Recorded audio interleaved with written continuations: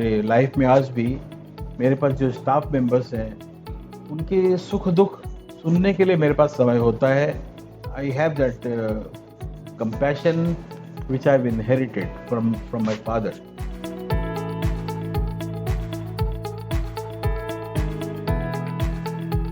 Hi everyone, I'm Amol Gupta and I want to welcome you to Next Level Success. Like many of you, I'm a young entrepreneur with one goal, to take my business to the next level, to make it a global enterprise. In this interview series, I speak with business icons around the world and ask them how they grew their businesses. What have they found to be the secret to success that somebody like me, 25 years younger than them, can start to apply in my own business? Quit नहीं करना, सबको बोलता हूँ entrepreneurs को. और rush है, हर चीज की जल्दी पाने की गड़बड़ है. जल्दी करना है कुछ तो, चाहे शॉर्टकट करना है, कुछ करना है. नहीं, हम पहुंचेंगे जल्दी.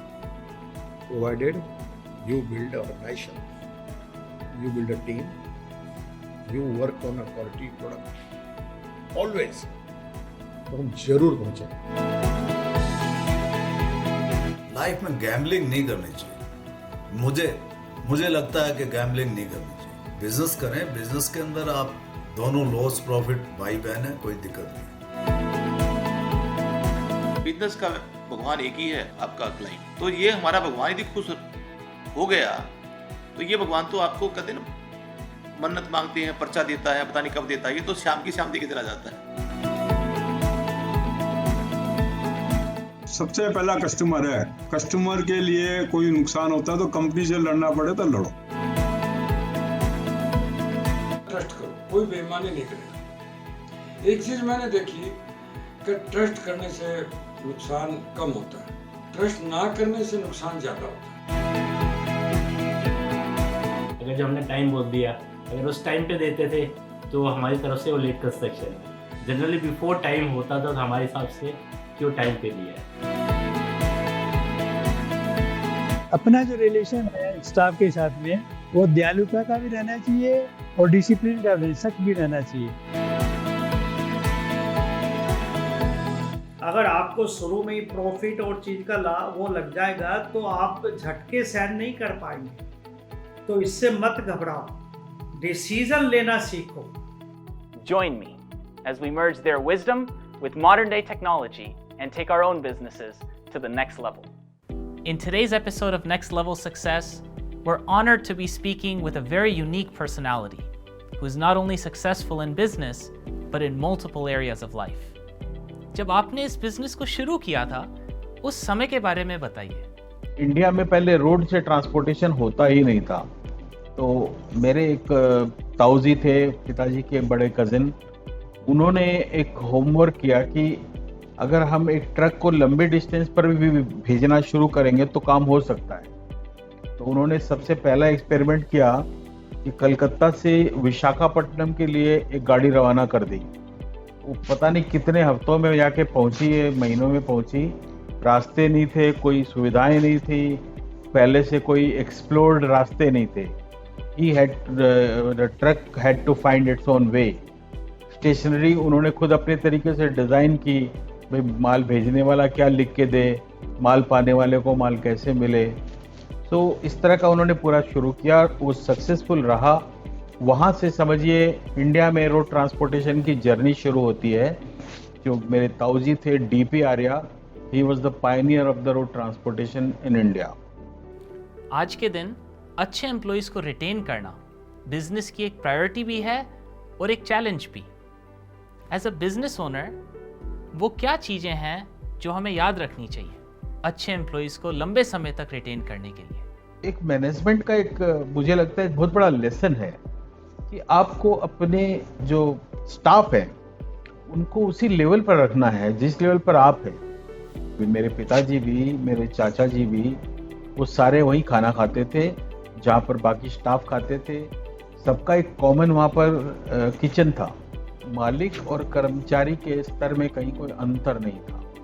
जो लिविंग का लेवल था वो सबका सेम था. बीमार होंगे तो डॉक्टर सेम देखेंगे, कोई एंटरटेनमेंट करना है, कहीं बाहर घूमने जाना है तो सारे लोग इकट्ठा मिलके घूमने जाएंगे. साल में 1 या 2 फिल्म देखने की आज़ादी होती थी, वो सिर्फ 26 जनवरी और 15 अगस्त को, क्योंकि देशभक्ति की फिल्में उस समय लगती थी। वो फिल्में देखने की सबको इकट्ठा जाने का शौक होता था। तो ये सब मैंने देखा। वहाँ भी रविवार के दिन सुबह में सत्संग होता था, दादाजी हवन करते थे, पिताजी हवन करते थे, और न केवल हमारी दुकान और गद्दी के लोग बल्कि आसपास की और गद्दियों के लोग भी हवन पर आके शामिल होते थे। इस चीज़ को मैं अप्लाई करता हूँ मेरे लाइफ में। आज भी मेरे पास जो स्टाफ मेंबर्स हैं, उनके सुख दुख सुनने के लिए मेरे पास समय होता है। I have that compassion which I've inherited from my father. So we have to understand our people. I have a lady staff. She was coming regularly late. So I pulled her up one day. This will not do. You have to come at the right time when the office opens. And then she explained me a problem. She said, sir, there's no bread earner in my family. I cook in 2 houses their morning lunch. Then I come here. And then I discounted my principle on that. Okay, you maintain your time, try to finish your work. Because I know that she is the extraordinary hard worker. She is maintaining a life with all the difficulties. So I should contribute to her life in some way. अब मैं आपसे success के बारे में बात करना चाहता हूँ। अलग अलग लोग सक्सेस को अलग अलग तरीके से डिफाइन करते हैं। आपके हिसाब से सक्सेस किसे कहते हैं? You know, to be extremely successful in business, that is a big achievement. There's no doubt about that. And I think that gives a lot of fulfillment to people who achieve that level. But maybe somewhere they might be missing some things which they do not realize. Because life does not give them time for anything else. And their sense of fulfillment remains within that I am okay, I am 100% good, I've made so much of money, I'm earning money. In comparison to that, somebody like me who is doing reasonably good in the business, but at the same time he is doing good on other aspects, social relations, social work, helping out people, personal hobbies, reading, writing, plays, movies, all these things, these count a lot. तो मुझे लगता है कि वो आदमी उसको ज़्यादा balance way में जी पा रहा है जो आदमी ने सक्सेस की डेफिनेशन के अंदर सारे सब्जेक्ट शामिल कर लिए। सक्सेस की जर्नी में फेलियर्स भी आते हैं। क्या आप कोई ऐसा फेलियर शेयर कर सकते हैं जिससे हमें कुछ सीखने को मिले? मैं एक छोटा सा आपसे मेरा एक लाइफ का वेंचर शेयर करता हूँ जो मैंने किया हुआ है। ये स्टार्टअप वगैरह एक नई चीज़ है जो हम पिछले 3-4-5 सालों में सुनना शुरू हुए हैं। 1984 में मैंने एक स्टार्टअप शुरू किया। मेरे मन में आया कि हम जब शहरों में रहते हैं, मैं कलकत्ता रहता था उस समय, लाइफ के अंदर हमको इतनी चीज़ों की ज़रूरत होती है।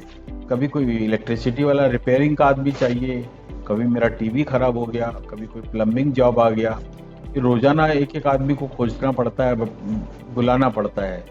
तो क्यों न एक छत के नीचे ये सारी सुविधाएं क्रिएट कर दी जाएं, ताकि जिसको ये चाहिए वो सिर्फ एक जगह फ़ोन करे और उसको सारी फैसिलिटी उस एक जगह से मिल जाए। तो मेरा थॉट प्रोसेस तो बहुत वाइड था कि ये काम चलना चाहिए बहुत अच्छा, और एक कंपनी मैंने स्टार्ट की, उसका नाम था ऑड जॉब्स।